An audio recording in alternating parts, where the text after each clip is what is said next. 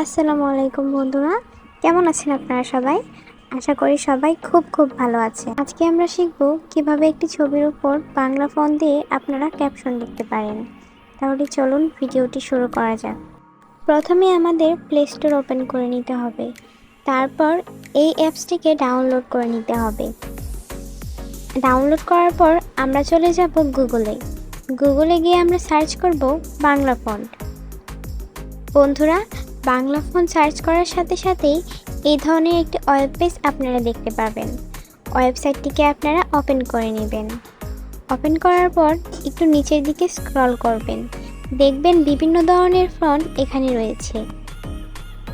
এখান থেকে আপনারা আপনাদের পছন্দ মতো যে কোনো ফন্ট ডাউনলোড করে নিতে পারবেন খুব সহজেই।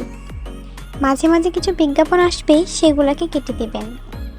এবার চলুন দেখি এখান থেকে আমরা কী ফন্ট সংগ্রহ করতে পারি। ডাউনলোড লেখা এই অপশনটিতে ক্লিক করার সাথে সাথেই আপনার ফন্টটি ডাউনলোড হয়ে যাবে। সব ফন্ট কিন্তু ডাউনলোড হয় না, কিছু ফন্ট থাকে যেগুলো আপনার পেইড, অর্থাৎ আপনাকে টাকা দিয়ে কিনে ডাউনলোড করতে হবে। আমরা সাধারণত এখানে ফ্রি ফন্টগুলাই ডাউনলোড করার চেষ্টা করব।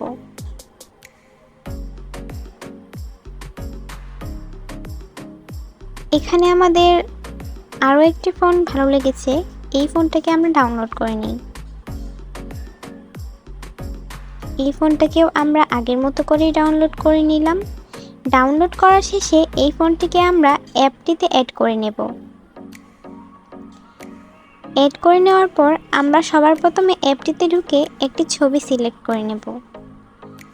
এই অ্যাপটিতে কিন্তু কিছুক্ষণ পর কিছু অ্যাড আসবে, কারণ যেহেতু অ্যাপটি সম্পূর্ণ ফ্রি, তাই আপনাকে অ্যাড দেখেই অ্যাপটি ব্যবহার করতে হবে।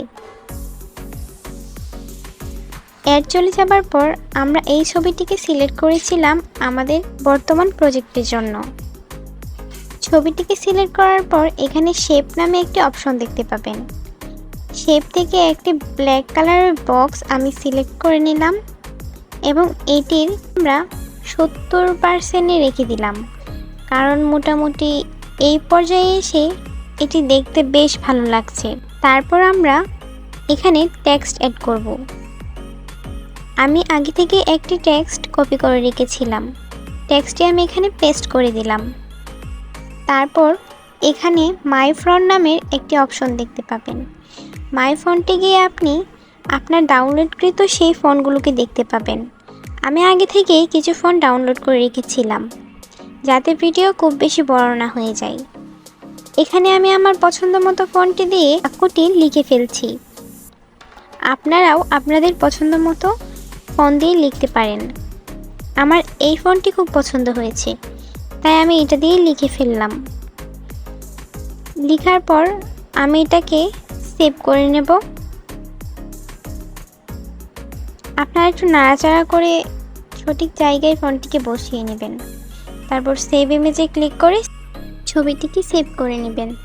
তাহলেই খুব সহজেই তৈরি হয়ে যাবে আপনার কাঙ্ক্ষিত ছবিটি। ভিডিওটি কেমন লাগলো কমেন্ট সেকশনে জানাতে ভুলবেন না।